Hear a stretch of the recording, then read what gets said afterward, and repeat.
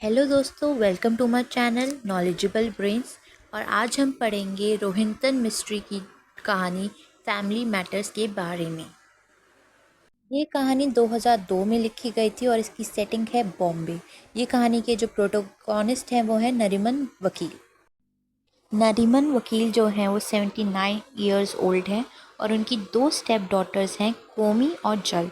वो अपनी बेटियों के साथ बॉम्बे के एक अपार्टमेंट में रहते हैं और जो कोमी हैं उनके बर्थडे की तैयारी कर रही होती है। नरीमन वकील को पार्किंसन डिजीज़ है जिससे वो परेशान रहते हैं।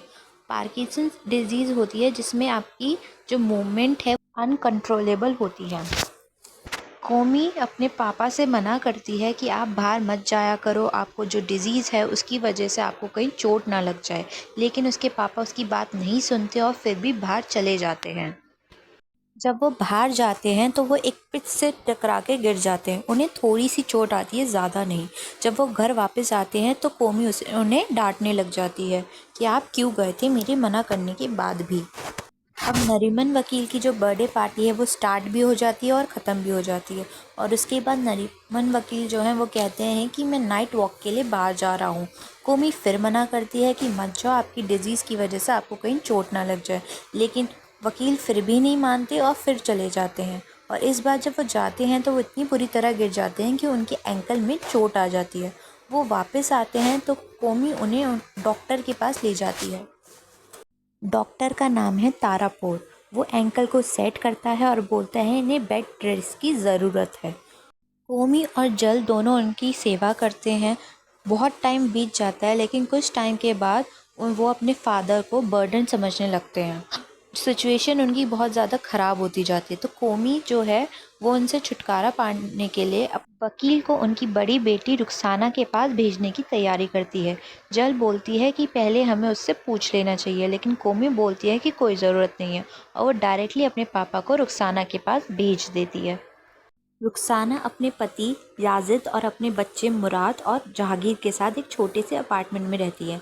वो पहले ही 4 लोग एक छोटे से अपार्टमेंट में रह रहे होते हैं और वकील के आने के बाद उन लोगों को अच्छा नहीं लगता क्योंकि वो घर बहुत ही कंजस्टेड हो जाता है। याजिद और जो मुराद है उन्हें बिल्कुल अच्छा नहीं लगता है वकील का उनके घर में रहना। उन्हें लगता है वो सिर्फ 3 हफ्तों के लिए आए हुए हैं। लेकिन उसके बाद भी 3 हफ्तों के बाद भी जब नरीमन वकील की तबीयत ख़राब भी रहती है, कोई इम्प्रूवमेंट नहीं होती है, तो नरीमन वकील को वहीं पे रुकना पड़ जाता है। जिसकी वजह से याजिद का मूड बहुत ख़राब हो जाता है क्योंकि खर्चे बढ़ रहे हैं, उनकी दवाइयों का खर्चा, रहने पाने का खर्चा। तो याजिद जो है वो सोचता है कि मैं लॉटरी सिस्टम पर पार्टिसिपेट करूं। वो ऐसा ही करता है और मनी को इन्वेस्ट कर देता है, लेकिन वो फेल हो जाता है। इसके बाद याजिद एक प्लान बनाता है, एक कॉन्स्पिरेसी रचता है अपने बॉस के खिलाफ जिससे वो उसकी सैलरी को बढ़ा दे। लेकिन बाय चांस उसके बॉस का मर्डर हो जाता है।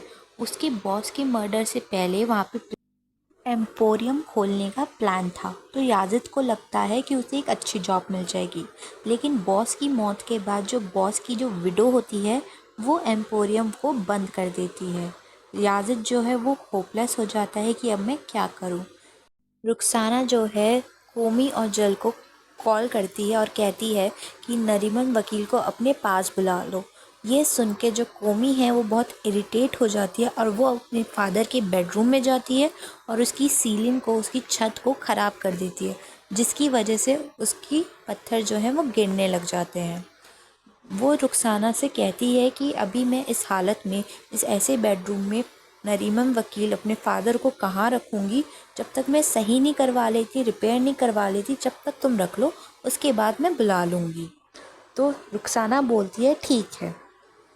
कोमी जो है अपने नेबर के पास जाती है उसकी मदद मांगने कि वो सीलिंग को रिपेयर करने में मदद करे। लेकिन सीलिंग जो है वो कोमी और उसके नेबर पे गिर जाती है और वो दोनों की मौत हो जाती है। जल जो है गिल्ट में आ जाती है। वो फिर क्या करती है, रुखसाना, उसके पति, उसके बच्चों को अपने पास अपने घर में बुला लेती है और सब लोग साथ में रहने लगते हैं। रुखसाना, जल, याजिद, उनके बच्चे मुराद, जहांगीर और नरीमन वकील भी। दोस्तों, ये जो नरीमन वकील है, इनकी शादी यास्मीन नाम की लड़की से हुई थी, लेकिन वो यास्मीन को पसंद नहीं करते थे क्योंकि वो किसी और से प्यार करते थे। उस लड़की का नाम लूसी था और वो एक नॉन पारसी लड़की होती है। जो नरीमन वकील के जो पेरेंट्स होते हैं वो लूसी के लिए नरीमन वकील को मना कर देते हैं। नरीमन वकील जब बीमार होते हैं तो हर वक्त लूसी के ही बारे में सोचते रहते हैं। इसके बाद स्टोरी में एक एलोगी दी गई है, कंक्लूजन दिया गया है कि 5 साल बाद क्या होता है। आफ्टर 5 इयर्स जो नरीमन वकील है वो अभी भी बेड रेस्ट पे हैं और ये सभी लोग रुखसाना, जल, याजिद, मुराद और जहांगीर जो है सब साथ रहते हैं। जहांगीर नरीमन वकील को बहुत पसंद करता है लेकिन मुराद बिल्कुल भी नहीं करता। मुराद जो है इस बीच में एक लड़की से शादी करना चाहता है जो कि नॉन पारसी है। दोस्तों, ये जो फैमिली है ये सारी की सारी फैमिली पारसी है और ये लोग चाहते हैं कि इन लोगों की शादी भी पारसी लोगों में ही हो। तो मुराद के पेरेंट याजिद और रुखसाना जो है वो मुराद को बोलते हैं कि उस लड़की को छोड़ दें और रुखसाना जो है वो एक नर्स को अपॉइंट करती है नरीमन वकील के लिए। यहीं पे स्टोरी का अंत हो जाता है। और भी वीडियोस देखने के लिए सब्सक्राइब करें, लाइक करें और शेयर करें।